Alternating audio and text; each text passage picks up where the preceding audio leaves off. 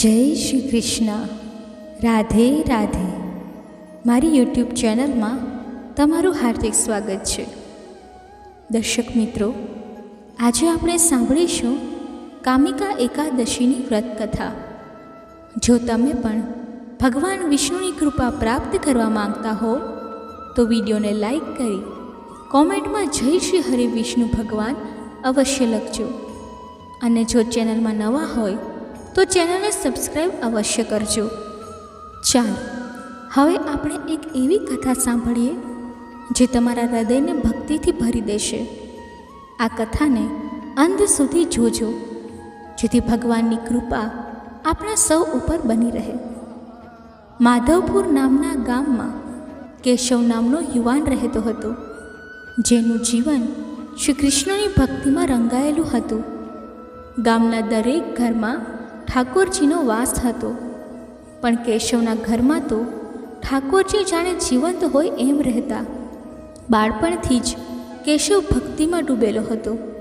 જ્યારે બીજા બાળકો રમતા ત્યારે તે મંદિરના ખૂણામાં ઠાકોરજીની પિત્તળની મૂર્તિને પ્રેમથી નિહાળતો.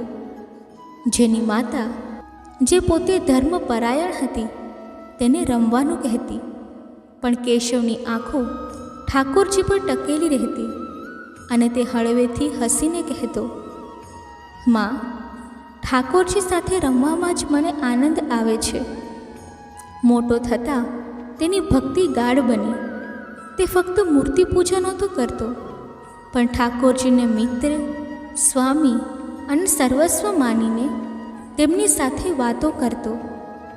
સવારે ઉઠીને યમુનાજીથી જળ લાવી તે ઠાકોરજીને પ્રેમથી જમાડતો. સવારે ઉઠીને યમુનાજીથી જળ લાવી તે ઠાકોરજીને પ્રેમથી જગાડતો. જાગો મારા પ્રભુ, ભોરની કિરણો ધરતી પર ઉતરી છે. પછી દૂધ, દહીં, મધ, ઘી અને જળથી અભિષેક કરી મોરપીંછ અને ચંદનનો તિલક લગાવી તે ઠાકોરજીને શણગારતો. તેની સૌથી પ્રિય સેવા હતી ભોગ બનાવવાની. માતા સાથે રસોડામાં તાજી શાકભાજી અને ઘીથી વ્યંજન તૈયાર કરી ભોગ ધરાવતા તેની આંખો ભીની થઈ જતી, કારણ કે તેને શ્રદ્ધા હતી કે ઠાકોરજી તેના હાથનો ભોગ સ્વીકારે છે. ગામના લોકો કેશવની ભક્તિના દીવાના હતા. જ્યારે કોઈ વિપત્તિ આવતી, તેઓ કેશવ પાસે ઠાકોરજી માટે પ્રાર્થના કરાવતા અને તેની પ્રાર્થનાઓ ઘણીવાર ફળીભૂત થતી. માધવપુરમાં ક્યારેય દુકાળ ન પડ્યો, રોગ ઓછા થતા અને એક અજાણી શાંતિ હંમેશા રહેતી, જેનું શ્રેય લોકો કેશવની ભક્તિને આપતા. કેશવનું જીવન નિર્મળ અને ઠાકોરજીને સમર્પિત હતું. તેણે વિવાહની ના પાડી અને કહ્યું, ઠાકોરજી જ મારું સર્વસ્વ છે. તેની નિષ્ઠાએ ગામમાં તેને ભક્ત કેશવનું સન્માન અપાવ્યું.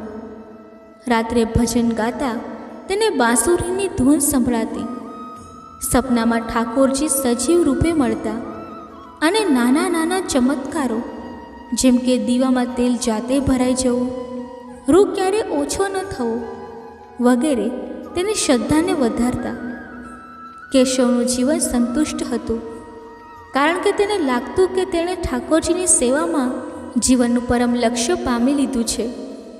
પણ કોને ખબર હતી કે આ શાંતિ અને ભક્તિને ગ્રહણ લાગવાનું હતું. માધવપુરની શાંતિમાં જાણે કોઈ તોફાનના વાદળો ઘેરાતા હોય એવું એક દિવસ ગામમાં હલચલ મચી. ખબર ફેલાઈ કે ઉર્વશી નામની એક પ્રસિદ્ધ નર્તકી, જેની સુંદરતા અને નૃત્યકળા દૂર દૂર સુધી વખણાતી, તે પોતાના સંગીતકારો અને કલાકારોના દળ સાથે માધવપુર આવી રહી છે. ગામના મુખિયાએ આને એક મોટો અવસર ગણી ગામના ચોકમાં ઉર્વશીના નૃત્યનું આયોજન કર્યું. કેશવે આ બાબતે ખાસ ધ્યાન ન આપ્યું. તેના માટે સાંસારિક પ્રદર્શનોનું કોઈ મૂલ્ય નહોતું. તે મંદિરમાં બેસી ઠાકોરજી માટે માળા ગૂંથતો રહ્યો. પણ ગામના યુવાનો અને વડીલો ઉર્વશીના આગમનથી ઉત્સાહિત હતા. તેઓ તેની સુંદરતા, મોહક નૃત્ય અને માદક અદાઓની વાતો કરતા. એક યુવાને કહ્યું, ઉર્વશીની આંખો એવી છે કે એકવાર જોનાર બસ જોતો જ રહી જાય. બીજાએ ઉમેર્યું, જ્યારે તે નાચે છે એવું લાગે કોઈ અપ્સરા ધરતી પર ઉતરી આવી હોય. કેશવ આ વાતો સાંભળતો, પણ તેનું મન અડગ રહેતું. તે વિચારતો, આ બધું તો ક્ષણભંગુર આકર્ષણ છે. સાચું સૌંદર્ય અને આનંદ તો ઠાકોરજીના ચરણોમાં જ છે. પણ નિયતિની રમત કોઈ બીજું જ નક્કી કરી ચૂકી હતી. જે દિવસે ઉર્વશીનું નૃત્ય હતું એ જ દિવસે કેશવને મંદિર માટે જરૂરી સામગ્રી લેવા બજાર જવું પડ્યું, જે ચોકની નજીક હતું. બજારથી પાછો ફરતા તેનું ધ્યાન ચોકમાં ભેગી થયેલી ભીડ પર ગયું. ઢોલ, મંજીરા અને ઘૂંઘરૂની મધુર ધ્વનિઓ હવામાં ગૂંજતી હતી. એક પળ માટે કેશવ થંભી ગયો. તેના કાનમાં એક એવી સંગીતની ધૂન પડી જે એટલી મોહક હતી કે તે અજાણતા જ તેની તરફ ખેંચાયો. ભીડ વચ્ચેથી તેણે જોયું, એક સ્ત્રી નૃત્ય કરી રહી હતી. તેનું શરીર એટલું સુડોળ હતું જાણે સંગે મરમરમાંથી કોતરાયું હોય. તેના ઘૂંઘરૂની ઝંકારમાં એવો જાદુ હતો કે દિલને સીધું ઝંઝોળી નાખે. તેની મોટી મોટી કાજલથી સજેલી આંખોમાં એક ગહન ઊંડાણ હતું. જ્યારે તે ફરતી તેના વસ્ત્રો હવામાં લહેરાતા. એવું લાગતું કે ફૂલોનો વરસાદ થઈ રહ્યો હોય. કેશવે જીવનમાં ક્યારેય કોઈ સ્ત્રીને આવી રીતે નહોતી જોઈ. તે હંમેશા પોતાના મનને સાંસારિક વિચારોથી દૂર રાખતો, પણ ઉર્વશીના નૃત્યમાં, તેની અદાઓમાં, તેની મોહક મુસ્કાનમાં એવું સંમોહન હતું કે કેશવનો દ્રઢ સંકલ્પ ડગમગી ગયો. તેની નજર ઉર્વશી પર થંભી ગઈ અને તે મંત્રમુગ્ધ થઈને ઊભો રહ્યો, ભૂલીને કે તે ક્યાં છે, શું કરે છે. તેના હાથમાં પકડેલી પૂજાની સામગ્રી ઢીલી પડવા લાગી. નૃત્ય દરમિયાન ઉર્વશીએ એક પળ માટે આંખો ઊંચી કરી અને ભીડમાં કેશવને જોયું. તેની આંખો કેશવ સાથે મળી અને એક ક્ષણમાં બંને વચ્ચે એક અજાણ્યો સંબંધ જન્મ્યો. ઉર્વશીએ હળવું સ્મિત આપ્યું અને કેશવને લાગ્યું જાણે કોઈ તેના હૃદય પર તીર મારી દીધું હોય. એ સ્મિત સામાન્ય નહોતું, તેમાં આમંત્રણ હતું, એક પડકાર હતો અને એક ગહન જાદુ હતો. નૃત્ય પૂરું થયું. ભીડમાં વાહવાહીનો નાદ થયો, પણ કેશવ હજી એ જ જગ્યાએ ઊભો હતો, જાણે કોઈ સ્વપ્નમાં ખોવાયેલો હોય. અચાનક તે ઝડપથી મંદિર તરફ દોડ્યો. તેનું હૃદય ધડકતું હતું. મંદિરમાં પહોંચીને તેણે પોતાને દોષી ગણ્યો. ઠાકોરજી તરફ જોઈ તેની આંખો શરમથી નમી ગઈ. તેણે મનમાં વિચાર્યું, ઠાકોરજી, મેં શું કર્યું? મારું મન કેમ ભટકી ગયું? આ કેવી માયા છે? એ રાતે કેશવને ઊંઘ ન આવી. ઉર્વશીની છબી, તેનું નૃત્ય, તેનું સ્મિત, તેની આંખો વારંવાર તેની આંખો સામે ઘૂમતી. તેણે પોતાને ધિક્કાર્યો, હું ભક્ત છું. મેં મારું જીવન ઠાકોરજીને સમર્પિત કર્યું છે. આ કેવી અગ્નિ મારા અંદર બળે છે? તેણે ભજન ગાવાની કોશિશ કરી, પણ તેનું મન એકાગ્ર ન રહ્યું. ઠાકોરજીનું નામ તેના મોંમાંથી નીકળતું, પણ તેનું હૃદય ઉર્વશીની આસપાસ જ ફરતું. આ તેના માટે એક નવો અને કષ્ટદાયક અનુભવ હતો. આગલા દિવસોમાં કેશવે ઉર્વશીના વિચારોને ટાળવાની ખૂબ કોશિશ કરી. તેણે મંદિરમાં વધુ સમય વિતાવવાનું શરૂ કર્યું. ઘણા કલાકો સુધી જપ કર્યો, પણ ઉર્વશીની સ્મૃતિ એક હઠીલા પડછાયાની જેમ તેનો પીછો ન છોડતી. જ્યારે તે આંખો બંધ કરતો, તેને ઉર્વશીનું નૃત્ય દેખાતું. જ્યારે તે એકલો રહેતો, તેને તેની મધુર અવાજ સંભળાતી. તેનું મન ધૂંધળું થઈ ગયું. એક તરફ તેની વર્ષોની ભક્તિ અને ઠાકોરજી પ્રત્યેનો પ્રેમ, અને બીજી તરફ ઉર્વશીનું અજાણ્યું આકર્ષણ. તેના અંતરમાં એક ભયંકર યુદ્ધ ચાલી રહ્યું હતું. તે જાણતો હતો કે આ ખોટું છે, આ તેના ભક્તિ માર્ગથી ભટકાવ છે, પણ તે પોતાના મનને કાબૂમાં ન રાખી શક્યો. તેનું શરીર મંદિરમાં હતું, પણ તેની આત્મા ઉર્વશીની પાછળ દોડતી હતી. તેની સેવામાં ધીમે ધીમે ઉણપ આવવા લાગી. સવારે ઉઠવાનો ઉત્સાહ ઓછો થયો. ઠાકોરજીને સ્નાન કરાવતી વખતે ઉર્વશીનો વિચાર આવતો અને તેના હાથ ધ્રુજવા લાગતા. ભોગ બનાવતી વખતે તેનું મન રસોડામાં ન લાગતું. તે જાણતો હતો કે આ બધું ખોટું થઈ રહ્યું છે, અને અંદરથી એક અપરાધ ભાવ તેને ખાઈ રહ્યો હતો. ગામના એક વૃદ્ધે એક દિવસ તેને કહ્યું, કેશવ, તું બદલાઈ ગયો છે. તારી આંખોમાં પહેલાં જેવી ચમક નથી. શું થયું બેટા? કેશવે કંઈ ન કહ્યું, ફક્ત એક ઝાંખી દર્દભરી સ્મિત આપી. તે પોતાની પીડા કોઈને કહી ન શકતો. તેને ડર હતો કે જો તેણે સત્ય કહ્યું તો લોકો તેને ધિક્કારશે, અને સૌથી વધુ ડર હતો કે ઠાકોરજી પણ તેનાથી નારાજ થઈ જશે. પણ ઠાકોરજી તો અંતર્યામી હતા. તેઓ કેશવના અંતરનો સંઘર્ષ જાણતા હતા. મંદિરમાં એક વિચિત્ર ઉદાસી છવાઈ ગઈ, જાણે ઠાકોરજી પણ પોતાના પ્રિય ભક્તના ભટકાવથી દુઃખી થયા હોય. કેશવનું હૃદય ઉર્વશીના મોહના ગાઢ જાળમાં ફસાઈ ગયું હતું, અને તેની ભક્તિનો દીવો ઝાંખો પડી રહ્યો હતો. એક દિવસ ઉર્વશીનો સેવક સંદેશો લાવ્યો કે નર્તકી તેને પોતાના વૈભવી નિવાસે બોલાવે છે. કેશવનું દિલ ધડકવા લાગ્યું. એક પળ માટે તેણે ના પાડવાનું વિચાર્યું. એવું લાગ્યું કે આ તેના મન પર વિજય મેળવવાની આખરી તક છે. પણ ઉર્વશીનો જાદુ એટલો મજબૂત હતો કે તેના પગ અટકી ન શક્યા. જાણે અદૃશ્ય દોરીથી ખેંચાતો હોય તે ઉર્વશીના નિવાસે પહોંચી ગયો. ત્યાં રેશમી આસન પર બેઠેલી ઉર્વશી ફૂલોની સજાવટ અને સારંગીની મધુર ધૂન વચ્ચે સાક્ષાત અપ્સરા જેવી લાગતી હતી. તેણે મીઠા અવાજે કહ્યું, આવો ભક્ત કેશવ, તમારી ભક્તિ અને નિષ્ઠાની વાતો દૂર દૂર સુધી ગૂંજે છે. કેશવની આંખો શરમથી નમી ગઈ. તે જાણતો હતો કે તેની ભક્તિ હવે ખાલી શબ્દોનો પડઘો બની ગઈ હતી.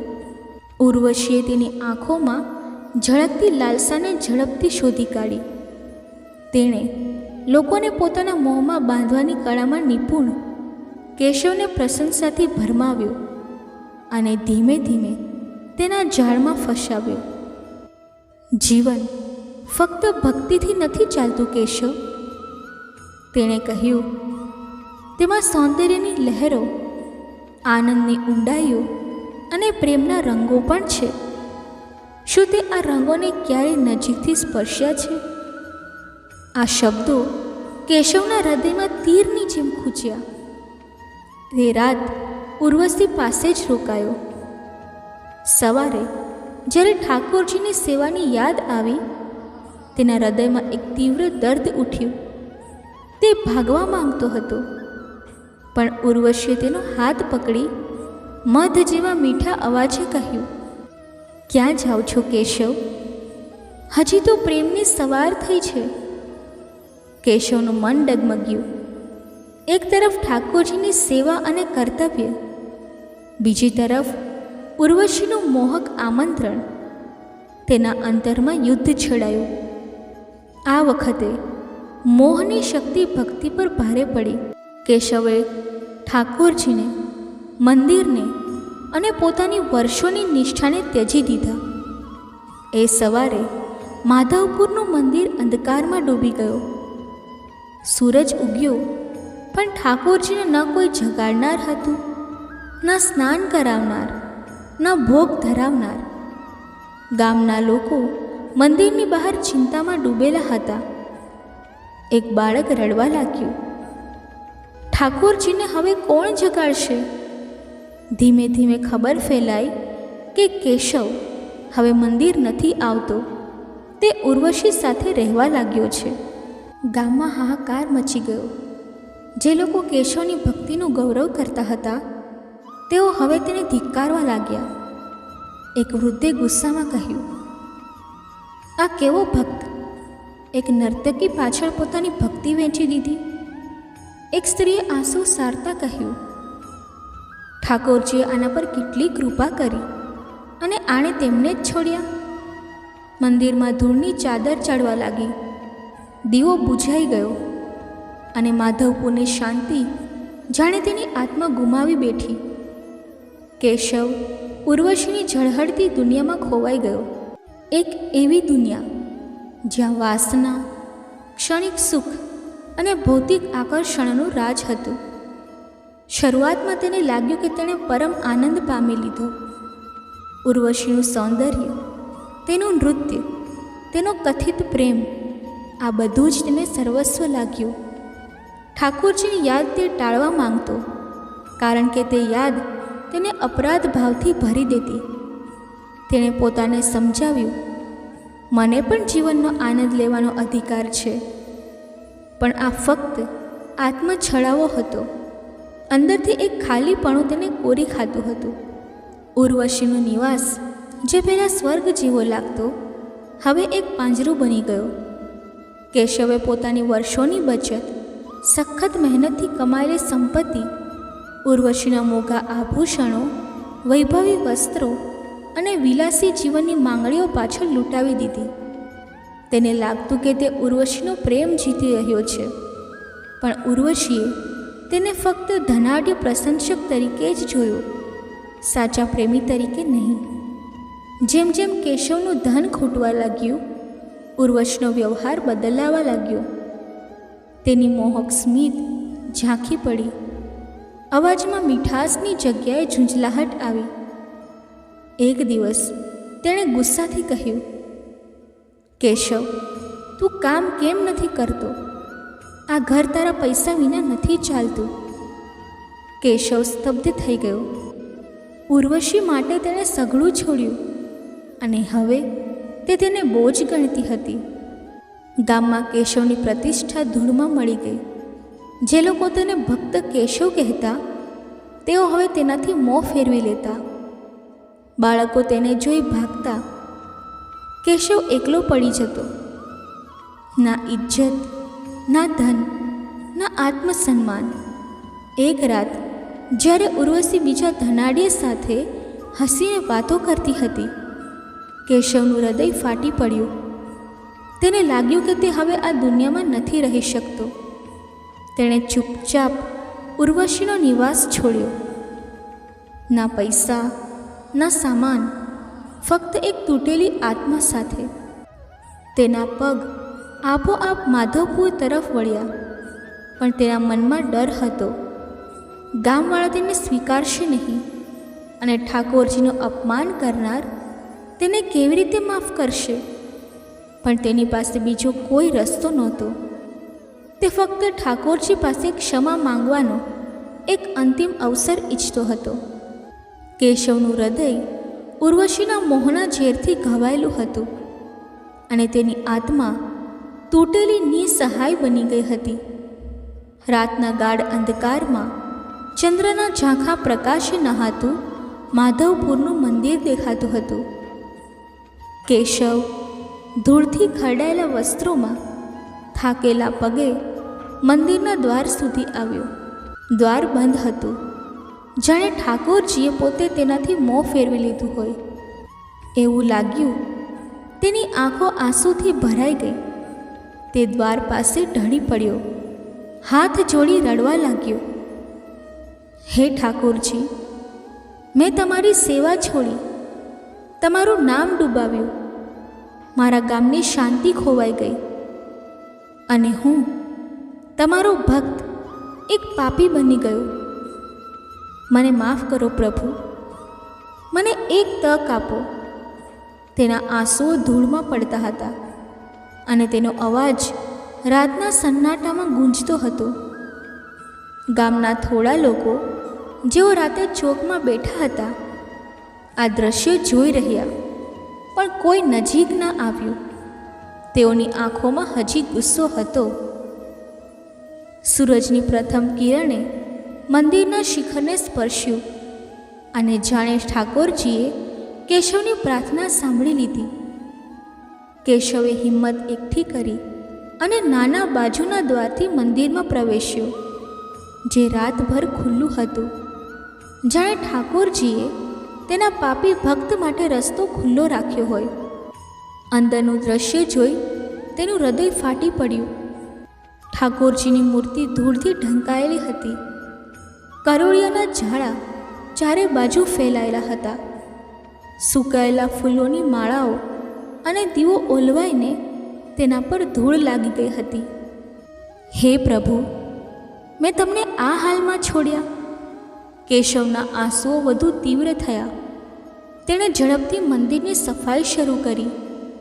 યમુનાજીથી જળ લાવી તે ઠાકોરજીને સ્નાન કરાવવા લાગ્યો. તેના હાથ ધ્રુજતા હતા, પણ દરેક બૂંદ જળ સાથે તેનો અપરાધ ભાવ ધોવાતો હતો. તેણે ચંદનનો તિલક લગાવ્યો, તાજા ફૂલો ધરાવ્યા અને જે થોડું ઘી બચ્યું હતું તેનાથી દીવો પ્રગટાવ્યો. દીવાની નાનકડી જ્યોત મંદિરમાં ફેલાઈ અને જાણે ઠાકોરજીની મૂર્તિની આંખોમાં પણ એક ઝળક ચમકી. કેશવે ભજન ગાવાનું શરૂ કર્યું. હરે કૃષ્ણ, કૃષ્ણ કૃષ્ણ હરે હરે. તેનો અવાજ દર્દથી ભરેલો હતો, પણ તેમાં એક નવી નિષ્ઠા હતી. ગામના લોકો જેઓ દૂરથી આ દ્રશ્ય જોતા હતા ધીમે ધીમે નજીક આવ્યા.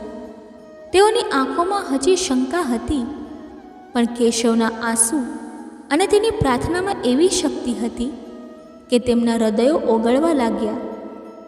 એક વૃદ્ધ મહિલાએ, જે હંમેશા કેશવની ભક્તિની વખાણ કરતી, આગળ આવી અને તેના ખભે હાથ મૂકીને કહ્યું, બેટા, ઠાકોરજી અંતર્યામી છે. જો તારો પશ્ચાતાપ સાચો હશે તો તેઓ તને માફ કરશે. કેશવે આંખો ઊંચી કરી અને તેની નજરમાં આશાનો એક નાનો કિરણ ઝળક્યું. દિવસો વીતવા લાગ્યા. કેશવે પોતાની જાતને સંપૂર્ણપણે ઠાકોરજીની સેવામાં સમર્પિત કરી દીધી. તેની સેવામાં પહેલાંની ચમક પાછી આવી, પણ હવે તેમાં એક નવી ઊંડાઈ હતી, પશ્ચાતાપની, અનુભવની અને નમ્રતાની. ગામવાળાઓનો ગુસ્સો ધીમે ધીમે ઓછો થયો. બાળકો ફરી મંદિરમાં દોડવા લાગ્યા. સ્ત્રીઓ ફૂલોની માળાઓ લાવવા લાગી અને મુખિયાએ એક દિવસ કેશવને ગળે લગાવીને કહ્યું, કેશવ, તે ભૂલ કરી, પણ તારા પશ્ચાતાપે અમારા હૃદય જીતી લીધા. ઠાકોરજીએ તને માફ કર્યો અને અમે પણ. એક પૂર્ણિમાની રાતે જ્યારે ચંદ્રનો પ્રકાશ મંદિરના શિખર પર ઝળહળતો હતો, કેશવ આરતી કરતો હતો. ગામના લોકો ભેગા થયા હતા અને ભજનનો ગુંજન હવામાં ફેલાતો હતો. અચાનક મંદિરમાં એક દિવ્ય પ્રકાશ ફેલાયો. એવું લાગ્યું જાણે યમુનાજીનું જળ આકાશમાંથી વરસી રહ્યું હોય અને ઠાકોરજીની મૂર્તિ જાણે સજીવ બની. કેશવની આંખો સામે શ્રી કૃષ્ણ પોતે પ્રગટ્યા. મોરપીંછનો મુગટ ઝળકતો હતો, હાથમાં બંસરી અને આંખોમાં અનંત કરુણાનો સાગર. તેમનો દિવ્ય પ્રકાશ મંદિરના દરેક ખૂણામાં ફેલાયો અને એવું લાગ્યું જાણે ગોકુલની ગલીઓ માધવપુરમાં ઉતરી આવી હોય. ગામવાળાઓના શ્વાસ અટકી ગયા. તેમની આંખો અચંબાથી થીજી ગઈ. કેશવ, જે આરતીનો દીવો હાથમાં લઈ ઊભો હતો, ધ્રુજતા હાથે દીવો નીચે મૂકી ઠાકોરજીના ચરણોમાં લોટી પડ્યો. તેના આંસુઓ ધરતી પર પડતા હતા અને તેનો અવાજ રુદનથી થરથરતો હતો. હે પ્રભુ, મેં તમારું અપમાન કર્યું, તમારી સેવા છોડી અને મારી નિષ્ઠાને ધૂળમાં મેળવી. હું અયોગ્ય છું, પણ તમારી શરણે આવ્યો છું. મને માફ કરો. ઠાકોરજીએ હળવેકથી કેશવનો હાથ પકડી તેને ઊભો કર્યો. તેમનો અવાજ જાણે યમુનાજીના પ્રવાહ જેવો શાંત અને ગહન હતો. કેશવ, મારા ભક્ત, તેમણે કહ્યું, જીવન એક યાત્રા છે અને ભૂલો તેનો હિસ્સો છે. તે મોહના રસ્તે ડગ માંડ્યા, પણ તારા પશ્ચાતાપે મારું હૃદય પીગાળી દીધું. સાચી ભક્તિ એ નથી કે જે ક્યારેય ડગે નહીં, પણ એ છે જે ડગમગ્યા પછી પણ મારી શરણે પાછી આવે. ઠાકોરજીએ કેશવના ગળામાં એક દિવ્ય માળા પહેરાવી, જેની સુગંધ ચંદન અને કેવડા જેવી હતી, જાણે સ્વર્ગના ફૂલોમાંથી ગૂંથાઈ હોય.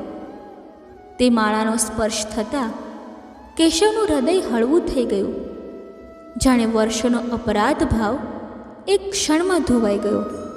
ઠાકોરજીએ એક નજર ગામવાળાઓ પર ફેરવી અને તેમની આંખોમાં કરુણા ઝળકી. મારા ભક્તો, તેમણે કહ્યું, કેશવે ભૂલ કરી, પણ તેના પશ્ચાતાપે તેને શુદ્ધ કર્યો. જેમ હું તેને માફ કરું છું, તેમ તમે પણ તેને હૃદયથી સ્વીકારો. એક પળમાં દિવ્ય પ્રકાશ ઝાંખો થયો અને ઠાકોરજી મૂર્તિ રૂપે પાછા ફર્યા. પણ મંદિરની હવામાં એક અજાણી પવિત્રતા ફેલાઈ ગઈ. ગામવાળાઓની આંખોમાં આંસુ હતા અને તેમના હૃદયમાં શ્રદ્ધાનો સમુદ્ર ઉછળતો હતો. તેઓ એકબીજાને ગળે લગાવવા લાગ્યા અને કેશવને ઘેરી લીધો. એક બાળકે દોડીને કેશવનો હાથ પકડીને કહ્યું, કેશવભાઈ, ઠાકોરજીએ તમને ગળે લગાવ્યા. હવે તમે ફરી અમારા ભક્ત કેશવ છો. ગામના મુખિયાએ આગળ આવી કેશવના ખભે હાથ મૂકીને કહ્યું, બેટા, તે અમને બતાવ્યું કે સાચી નિષ્ઠા કદી હારે નહીં. અમે તને ફરી હૃદયથી સ્વીકારીએ છીએ. તે રાતથી કેશવ સંત કેશવ બની ગયો. તેની કથા માધવપુરથી દૂર દૂરના ગામોમાં ફેલાઈ. તેના ભજનો સાંભળવા ભેગા થતા મંદિર ફરી ભક્તિનું કેન્દ્ર બન્યું અને દરેક સવારે યમુનાજીનું જળ, ચંદનનો તિલક અને ફૂલોની માળાઓ ઠાકોરજીને અર્પણ થવા લાગી. માધવપુરમાં શાંતિ અને ખુશહાલી પાછી આવી, પણ હવે તેમાં એક નવી ઊંડાઈ હતી. એક એવી શાંતિ જે કેશવના પશ્ચાતાપ અને ઠાકોરજીની અનંત કૃપાથી ઉદ્ભવી હતી. કેશવે પોતાના જીવન દ્વારા બતાવ્યું કે ભલે મનુષ્ય ભૂલો કરે, પણ સાચા હૃદયથી માંગેલી ક્ષમા અને નિષ્ઠા તેને અંધકારના ગમે તેટલા ગાઢ ઝાડમાંથી બહાર લાવી શકે છે. દરેક ભજનમાં, દરેક આરતીમાં કેશવની આંખો ઠાકોરજીની દિવ્ય માળાને અનુભવતી અને તેનું હૃદય ફક્ત એક જ ગુંજન કરતું, બોલો ઠાકોરજી મહારાજની જય. દર્શક મિત્રો, હવે અમે તમને એક એવી દિવ્ય કથા સંભળાવવા જઈ રહ્યા છીએ, જેમાં એક ગાળ આપનારી સ્ત્રી અને ઠાકોરજીની લીલાનો સમન્વય છે, જે તમારા જીવનને ભક્તિભાવથી ભરી દેશે. તે પહેલાં કૃપા કરીને અમારી ચેનલને સબસ્ક્રાઈબ કરો, વિડીયોને લાઈક કરો અને કોમેન્ટમાં જય શ્રી કૃષ્ણ લખો. એક સમયની વાત છે. વ્રજભૂમિની નજીક એક નાનકડું ગામ હતું, જેનું નામ હતું ધામપુર. આ ગામમાં માધવ નામનો એક વ્યક્તિ પોતાની પત્ની પાર્વતી સાથે રહેતો હતો. માધવ ખૂબ જ ગરીબ હતો. તેની પાસે એક તૂટેલી ફૂટેલી ઝૂંપડી હતી, જેમાં તે રહેતો. તે ભગવાન શ્રી કૃષ્ણનો પરમ ભક્ત હતો. ગરીબી હોવા છતાં તેની ભક્તિ અપાર હતી. માધવના ઘરની છત પાકી ન હતી. ના તો તેની પાસે સૂવા માટે ખાટલો હતો, ના પેટ ભરવા માટે યોગ્ય ભોજન, પણ તેના હૃદયમાં ઠાકોરજી પ્રત્યે અસીમ પ્રેમ હતો. માધવ વહેલી સવારે ઉઠીને પોતાના કામો ઝડપથી પતાવી લેતો, નાહી લેતો, તુલસીજીને જળ ચડાવતો અને પછી ખુલ્લા પગે મંદિર તરફ દોડતો. ગામનું મંદિર નાનું અને જૂનું હતું, જ્યાં શ્રી કૃષ્ણની કાળા પથ્થરની મૂર્તિ વિરાજમાન હતી, જેને લોકો લડ્ડુ ગોપાલ કહીને બોલાવતા. માધવ દરરોજ સવારે મંદિર જતો, ત્યાં સાફ સફાઈ કરતો, વાસણો ઘસતો, ઠાકુરજીને ફૂલ લાવીને શણગારતો. મંદિરનું બધું કામ પૂરું કરી પૂજા કરીને તે ઘરે પાછો ફરતો. ત્યાં સુધીમાં સૂરજ આકાશમાં ચડી જતો. માધવની પત્ની પાર્વતી ખૂબ જ સુંદર હતી, પણ તેનું મન અશાંત હતું. જ્યારે તેના લગ્ન થયા ત્યારે તે માધવના ભજનો સાંભળતી, પણ ગરીબીએ તેના ચહેરા પર ચિંતાની રેખાઓ દોરી દીધી હતી. રોજનું સંઘર્ષે તેને ચીડિયું બનાવી દીધું હતું. તેના 3 નાના બાળકો હતા. ઘરમાં અનાજનો એક દાણો પણ ન હતો, અને ઉપરથી પતિ સવારથી જ ઠાકુરજીના મંદિરમાં કલાકો વિતાવતા. આ બધું પાર્વતીથી સહન નહોતું થતું. તે કહેતી, તમારો ઠાકોર શું આપશે? ભૂખ તો અમને લાગે છે, બાળકોના પેટમાં પણ દુખે છે. ઉપર બેઠા બેઠા તે તને જોઈને હસતા હશે. આ શબ્દો હવે પાર્વતીની રોજની ભાષા બની ગયા હતા. માધવ ચૂપચાપ સાંભળતો. તે જાણતો હતો કે પત્નીનો ગુસ્સો ઠાકુરજી પર નથી, પણ જીવનની કઠોરતા પર છે. ગામના લોકો પણ ધીમે ધીમે ટીખળ કરવા લાગ્યા. જો આ પાગલ માધવને, ઘરમાં બાળકો ભૂખ્યા બેઠા છે અને આ મંદિરમાં ફૂલ ચડાવે છે. તેની ઘરવાળી તો કહે છે કે હવે ભીખ માંગવાની નોબત આવી છે. આ ટોણાઓથી માધવ ક્યારેય વિચલિત ન થયો. તેનો વિશ્વાસ અડગ હતો, તેની શ્રદ્ધા સાચી હતી. તે વિચારતો, મારા ઠાકોરજી મને ક્યારેય નહીં ભૂલે. તેઓ મોડું કરી શકે પણ અંધેર નહીં કરે. પણ પાર્વતીના મનમાં હવે એક તોફાન ઉભરી રહ્યું હતું. એક દિવસ સવારે કંઈક એવું બન્યું જેણે આ કથાને નવો વળાંક આપ્યો. પાર્વતીએ બાળકો માટે રોટલી શેકવાની હતી, પણ અનાજની થેલી એકદમ ખાલી હતી. માધવ તો મંદિરે ગયો હતો. બપોરે તેનો 3 વર્ષનો સૌથી નાનો દીકરો ભૂખથી રડતા રડતા બેહોશ થઈ ગયો. પાર્વતી દોડતી દોડતી ગામના શેઠજીના ઘરે ગઈ, પણ ત્યાંથી તેને માત્ર અપમાન જ મળ્યું. શેઠજીએ મદદ તો ન કરી, પણ 4 વાતો પણ સંભળાવી દીધી. બિચારી ગરીબ પાર્વતી અપમાનનો ઘૂંટ પીને રહી ગઈ. તેની આંખોમાંથી આંસુ વહેવા લાગ્યા, પણ હોઠ પર ગુસ્સો હતો. પાર્વતી ઘરે પાછી આવી, દરવાજો ખોલ્યો અને સીધી મંદિર તરફ દોડી. માધવ તે સમયે મંદિરની અંદર જમીન ધોઈ રહ્યો હતો. પાર્વતી ગુસ્સાથી ધ્રુજતી મંદિરમાં ઘૂસી અને ઠાકોરજીની સામે ઊભી રહી. ગુસ્સાથી કાપતા તેણે કહ્યું, તમે શું છો? પથ્થરની મૂર્તિ? ભૂત બનીને ઊભા છો? મારા પતિને બહેકાવી લીધા છે. એ રોજ ભૂખ્યા મરે છે અને તમે ફૂલોથી લપેટાઈને બેઠા છો. મારા બાળકોના પેટમાં આગ લાગી છે અને તમે મોરપીંછથી શણગાર કરાવો છો. આખું મંદિર સ્તબ્ધ થઈ ગયું. માધવ થંભી ગયો. તેણે પત્નીનું આ રૂપ ક્યારેય નહોતું જોયું. પૂજારીજીએ ધીમે કહ્યું, બહેન, આ ઠીક ના કર્યું, ઠાકોરજીને આવા શબ્દો બોલીને. પાર્વતી પલટીને બોલી, ઠાકુરજી, આ ઠાકુર નથી, ઢોંગી છે. મારા પતિની ભક્તિની મજાક બનાવી છે. હવે હું જોઈશ કે આ શું કરે છે. એમ કહેતા કહેતા તે મંદિરની જમીન પર ઢળી પડી અને ધ્રુસકે ધ્રુસકે રડવા લાગી. માધવ દોડીને આવ્યો, પત્નીને ઉઠાવી અને કહ્યું, પાર્વતી, બસ કર. આ એ જ ઠાકુરજી છે જે બધું સહન કરે છે.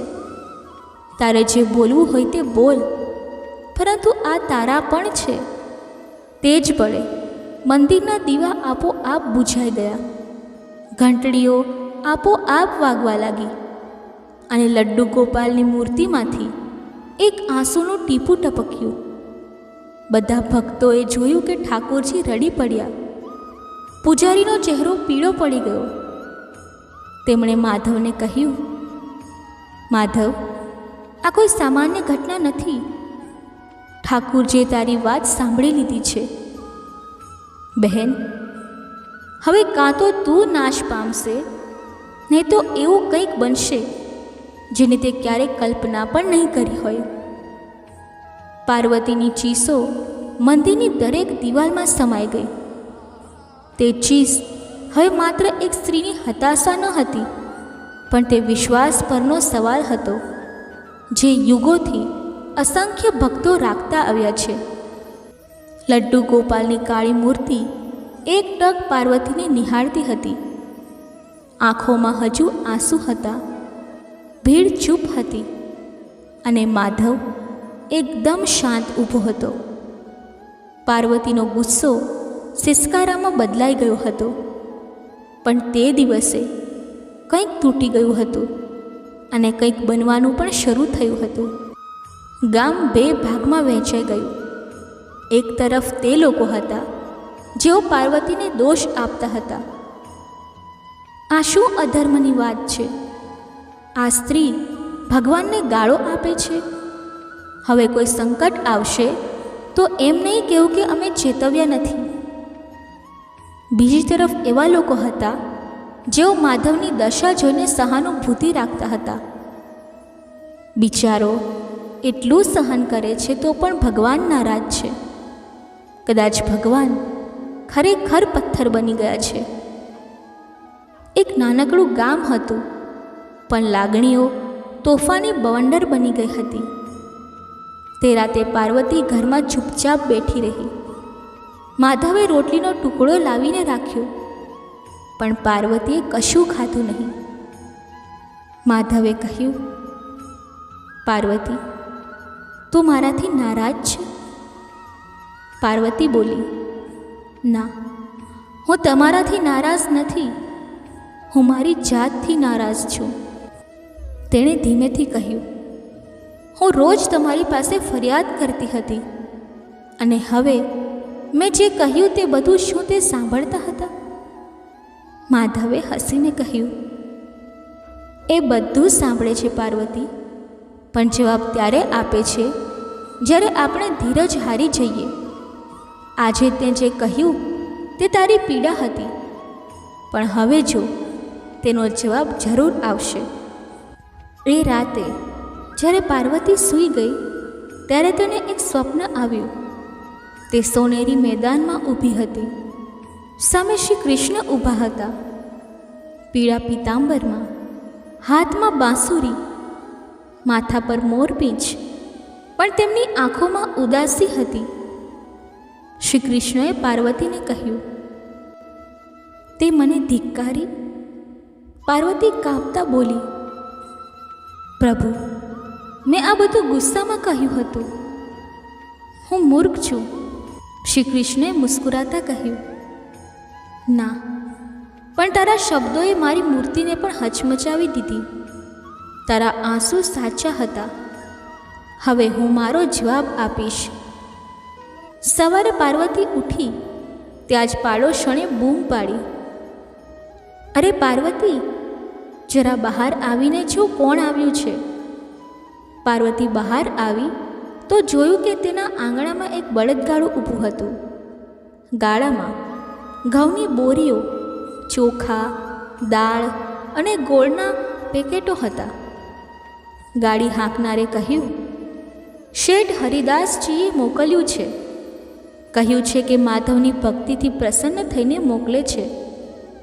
પણ ગામનો દરેક વ્યક્તિ જાણતો હતો કે શેઠ હરિદાસે તો ગઈકાલે જ પાર્વતીને ના પાડી હતી. માધવે મંદ મંદ હસીને કહ્યું, પાર્વતી, તે જે કહ્યું તેણે ઠાકુરજીને જગાડી દીધા.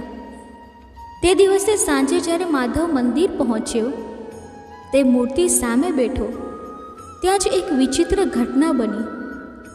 અચાનક હવા ચાલવા લાગી, ફૂલો આપોઆપ ચડવા લાગ્યા, ઘંટડીઓ વગાડવા વગર વાગવા લાગી અને ઠાકુરજીની મૂર્તિમાંથી એક ધ્વનિ નીકળ્યો, માધવ, તે જે સહન કર્યું હવે તેનું ફળ તને મળશે અને પાર્વતીની લજ્જા મારી કૃપાથી ભક્તિમાં બદલાશે. પૂજારીજી ઢળી પડ્યા અને બોલ્યા, મેં તો જીવનમાં પહેલી વાર ઠાકુરજીને સ્વયં બોલતા સાંભળ્યા. ગામમાં અફવા ફેલાઈ ગઈ કે ઠાકુરજી મંદિરમાં બોલ્યા છે. આ વાત આખા ગામમાં ફેલાઈ ગઈ. કોઈ કહેતું કે આ અંધશ્રદ્ધા છે, તો કોઈ કહેતું કે ચમત્કાર છે. લોકો કહેવા લાગ્યા કે મંદિરમાં ચમત્કાર થયો છે. જ્યારે માધવે ઘરે આવીને આ બધી વાતો પાર્વતીને કહી તો પાર્વતીની આંખોમાંથી આંસુ વહેવા લાગ્યા. તેણે કહ્યું, મેં તેમને ધિક્કાર્યા અને હવે તેઓ મને પણ દયાથી જુએ છે. માધવે કહ્યું, હા, કારણ કે ઠાકોરજી દંડ નથી આપતા, તેઓ પ્રેમની શિક્ષા આપે છે. જે લોકો પાર્વતીને પાપી કહેતા હતા કે આજે આ સ્ત્રીએ મંદિરમાં ભગવાનનું અપમાન કર્યું, તે જ લોકો હવે કહેવા લાગ્યા કે આજે આ જ સ્ત્રીએ ભગવાનને જગાડ્યા. કદાચ આજ આ ચમત્કારનું કારણ બની. ભગવાનને પણ કોઈએ તો રડાવ્યા. મંદિરમાં હવે ભીડ થવા લાગી. લોકો પોતાના દુઃખો લઈને આવતા અને કહેતા, જે મંદિરમાં ભગવાન સ્વયં રડ્યા હોય ત્યાં અમારી સુનાવણી કેમ ના થાય? પાર્વતીએ હવે મંદિરે આવવાનું શરૂ કર્યું. નમેલા હાથે ચૂપચાપ રહીને તેણે ઠાકુરજીના ચરણોમાં પડીને માફી માંગી. પણ માધવે એક વિચિત્ર નિર્ણય લીધો. હવે હું મોઢેથી કશું નહીં બોલું જ્યાં સુધી ઠાકોરજી સ્વયં મને ન બોલાવે. હું ફક્ત સેવા કરીશ. પાર્વતીએ પૂછ્યું, પણ શા માટે? માધવે હસીને કહ્યું, કારણ કે હવે શબ્દોની જરૂર નથી. હવે સમય છે કે પ્રેમ પોતે બોલે. અને જ્યારે માધવનો મૌન વ્રત શરૂ થયો, તે મંદિરમાં જતો, બોલ્યા વગર ઘંટડી વગાડતો, ફૂલ ચડાવતો, સાફ સફાઈ કરતો. તેની આંખોમાં હવે સવાલો નહોતા, ફક્ત સમર્પણ હતું. શ્રદ્ધાળુ ભક્તિ હતી. પાર્વતીનું જીવન પણ બદલાઈ રહ્યું હતું. જે સ્ત્રી ક્યારેક ભગવાનને કોસતી હતી, તે હવે રોજ ઠાકોરજી સામે બેસીને ગીતાનો પાઠ કરતી. તે કહેતી, હે ઠાકોરજી, મેં તમને પથ્થર સમજ્યા હતા, પણ હવે હું સમજી ગઈ છું કે તમે મૌનમાં જ સૌથી મોટો સંવાદ કરો છો. તે આંસુ વહાવતી અને મંદિરની સફાઈ કરતી. ગામની સ્ત્રીઓ ધીમે ધીમે કહેવા લાગી, આ તે જ પાર્વતી છે ને જેણે ઠાકોરજીને ધિક્કારી હતી? બીજી કહેતી, હા, પણ હવે તે સૌથી પહેલાં મંદિર પહોંચે છે અને સૌથી છેલ્લે ઘરે જાય છે. એક રાત્રે માધવ મંદિરમાં સેવા કરતાં કરતાં સૂઈ ગયો. અડધી રાતે કોઈએ તેની આંખો પર ધીમેથી હાથ મૂક્યો. માધવે એક મધુર અવાજ સાંભળ્યો. પોતાનું નામ પોકારાતું અને કોમળ સ્પર્શ અનુભવીને તેણે આંખો ખોલી. સામે એક સુંદર યુવા બ્રાહ્મણ નીલ વસ્ત્રોમાં મુસ્કુરાતો ઊભો હતો. માધવે કહ્યું, કોણ? તે બોલ્યો, હું એક મુસાફિર છું, ભૂખ્યો છું, કંઈક મળશે? માધવે ચૂલા પર રાખેલો બચેલો ભોગ લાવીને બ્રાહ્મણને આપ્યો. બ્રાહ્મણે ભોગ ખાધો અને બોલ્યો, આજે તે જે આપ્યું તે પ્રસાદ છે. કાલથી તને તે મળશે જે કોઈને નથી મળ્યું. એટલું કહીને તે અંતર ધ્યાન થઈ ગયો.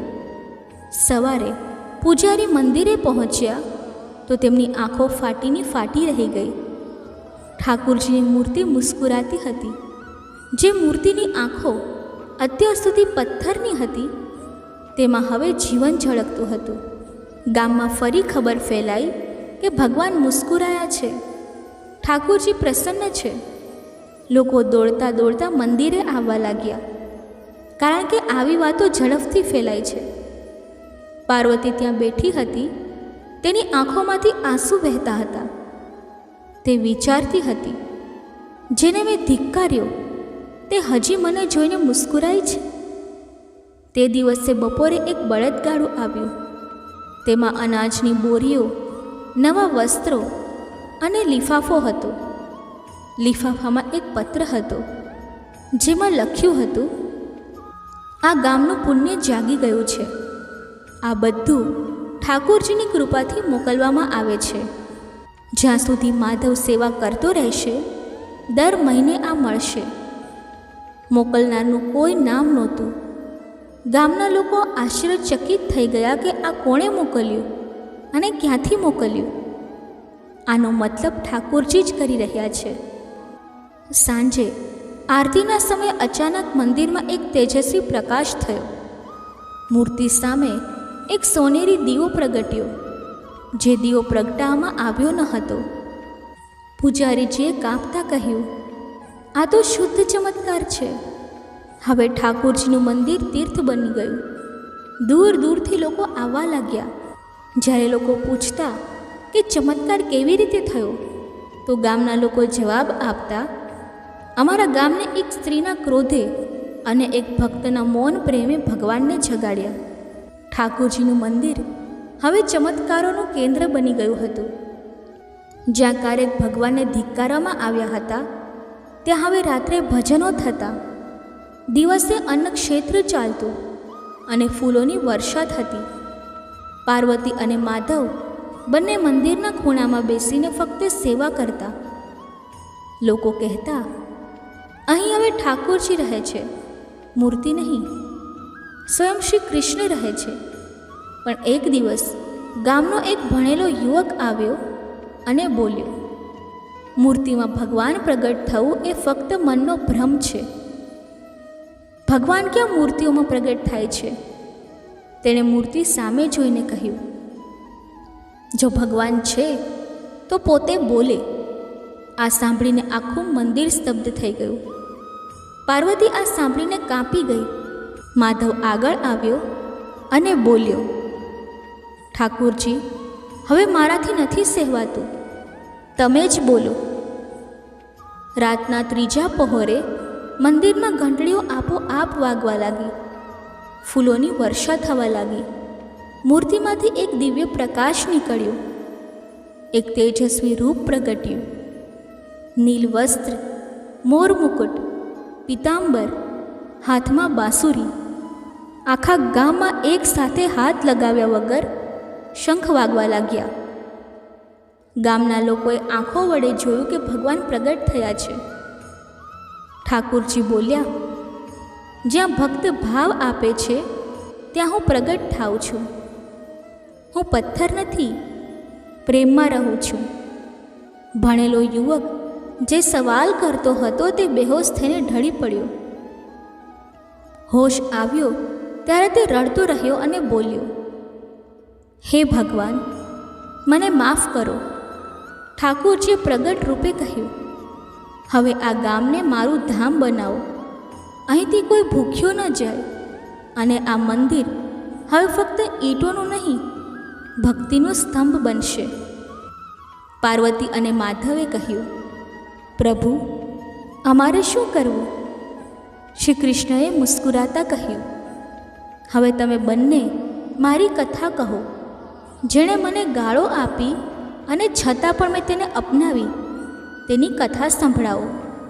હવે દર મંગળવારે ગામમાં ઠાકોરજીની લીલા થતી. પાર્વતી મંચ પર બેસીને કહેતી, હું એ જ સ્ત્રી છું જેણે ભગવાનને તુચ્છ કહ્યા, ગાળો આપી, ધિક્કાર્યા અને તેમણે મને અપનાવી. લોકો રડતા, નાચતા અને કહેતા, આ કથા નથી, દર્શન છે. સંત મહાત્માઓ દૂર દૂરથી આવતા. વેદાંતીઓએ કહ્યું, આવો પ્રેમ ક્યાંય નથી જોવા મળ્યો. ઠાકોરજી સ્વયં ભક્તોની પાછળ દોડે છે. એક દિવસ પાર્વતીને ફરી સ્વપ્ન આવ્યું. ઠાકોરજી બોલ્યા, હવે તારો સમય છે. તે જે કર્યું તેનું ફળ હવે મળશે. બીજે દિવસે પાર્વતીએ ગામના લોકોને બોલાવ્યા અને કહ્યું, ઠાકોરજીએ મને બોલાવી છે, મારી સેવા પૂર્ણ થઈ. લોકો બોલ્યા, પાર્વતી, તારા વિના આ મંદિર અધૂરું રહેશે. પાર્વતીએ મુસ્કુરાતા કહ્યું, હું અધૂરી હતી, ઠાકોરજીએ મને પૂર્ણ કરી. હવે હું તેમના લોકમાં જાઉં છું, જ્યાં ફક્ત પ્રેમ અને સાચી ભાવના છે. તે રાત્રે આરતી થતી હતી ત્યારે પાર્વતી ઠાકોરજીના ચરણોમાં સૂઈ ગઈ અને વૈકુંઠ સીધાવી. મંદિરની ચારે બાજુ એ રાતે દિવ્ય ગંધ ફેલાઈ. પાર્વતીના જવાથી માધવે કહ્યું, હવે હું બોલીશ જ્યાં સુધી મારો શ્વાસ ચાલે ત્યાં સુધી. તેણે મંદિર સામે બેસીને પહેલું ભજન ગાયું. મને એ મળ્યું જેને લોકો ફક્ત શાસ્ત્રોમાં શોધે છે. મેં પ્રેમ કર્યો અને પ્રેમી ભગવાન બની ગયા. લોકો રડતા તેના ભજનો સાંભળતા. તેના સ્વરમાં ઠાકોરજીની બાંસુરીની ઝલક હતી. એક દિવસ શ્રી કૃષ્ણએ એક બાળક દ્વારા સંદેશો મોકલ્યો, હવે હું મારી લીલા પૂર્ણ કરું છું. પણ જેણે આ કથા સાંભળી તે સાક્ષી છે કે હું ફક્ત વેદોમાં નથી, એક ગાળ આપનારી સ્ત્રીના હૃદયમાં પણ રહું છું.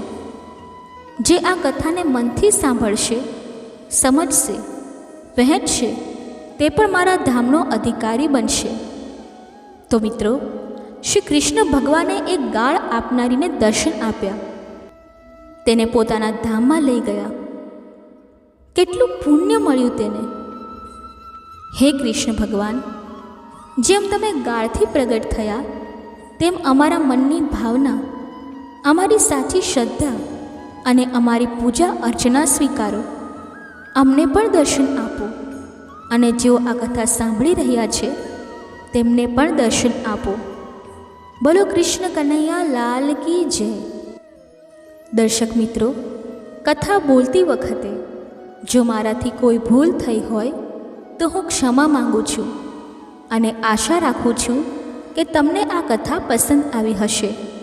જો આ કથા તમને પસંદ આવી હોય તો વિડીયોને લાઈક કરી ચેનલને સબસ્ક્રાઈબ અવશ્ય કરજો અને કોમેન્ટ બોક્સમાં જય શ્રી રાધે કૃષ્ણ અવશ્ય લખજો. ધન્યવાદ. જય શ્રી કૃષ્ણ. રાધે રાધે.